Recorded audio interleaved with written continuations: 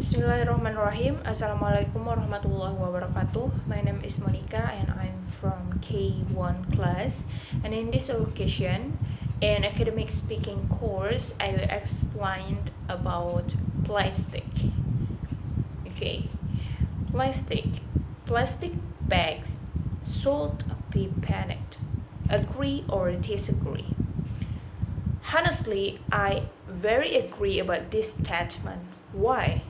Because Indonesia is already well known as a champion for plastic waste, touted as the second largest producer of marine debris after China. A synthesis report released by the World Bank last year found that the composition of plastic bag waste in the Jakarta River was classified as large at 21.6%, the second large after other organic waste categories at 52.1%. This sizable percentage is not surprising as most people used to dump trash with plastic bags. The report cited, even so, the use of plastic bags is quite small when compared to the total plastic waste, which includes bottles, cups, plastic packaging, and the like. From consumption, the Environmental Agency and the Plastic Bag Diet Movement estimate that on average residents use 5.2 to 6.5 tons of bags per day. This figure only concludes the use of crackle in the retail and market segment, not including wholesale packaging for delivery, pharmacies, specialty store, and others, so that the total figure is estimated to be larger. However, when compared to the plastic waste produced by Jakarta, the consumption of plastic bags is only 1% of the total plastic waste, which is estimated to reach 978 tons per day. Okay, number of questions then arise. How much does a war on plastic bags solve the whole problem? Is the focus of the government and society on plastic bags wrongly targeted? Plastic manufacturers ask the government to manage their recycling system. A number of plastic producers say that problem of plastic waste is not only related to the amount of consumption but also processing. This is the reason plastic manufacturers object to the prohibition of using plastic bags. Deputy chairman of the Association of Aromatics, Olefins and Plastics Industry, or INAPLAS, Budi Susanto Sadiman, plastics-related problems stem from improper waste management.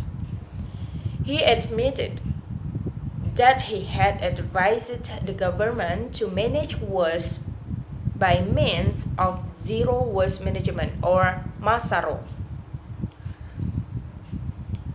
The private sector should be more pressured. Muharram from Greenpeace said the plastic ban policy certainly needs to be followed by efforts to reduce plastic in the upstream. the handling of this plastic problem, he continued, is actually better.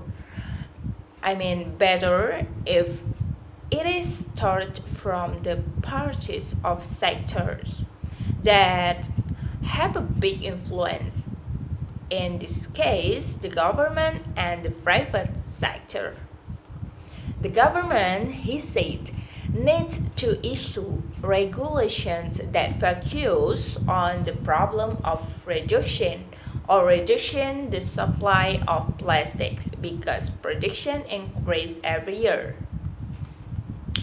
When we only talk about plastics that have become waste, but we don't stop the production tab, we don't limit the availability of plastics in the market, of course, it will be difficult to solve the plastic problem.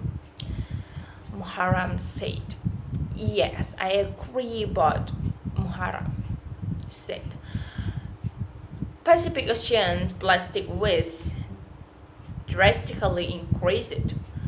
Food traders in Bandung follow the styrofoam ban. Environment Minister paid plastic petrol successful, and this is not only a plastic bag company but also a variety of packaged food and beverage manufacturers.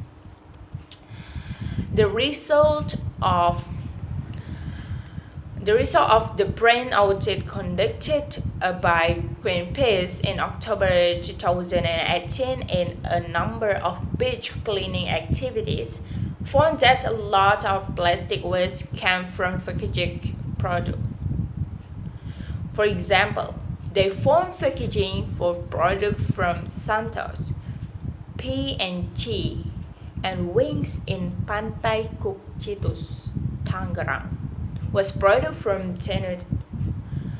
Denon, Dettol,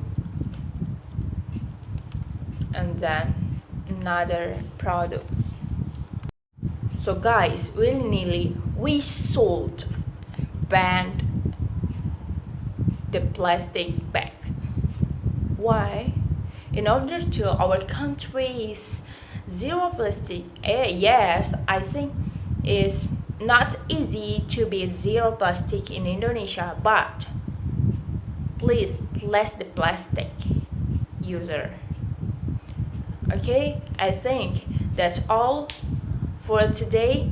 Thank you for your nice attention and thank you for watching, and please guys keep your health in pandemic situation now. Wassalamualaikum warahmatullahi wabarakatuh.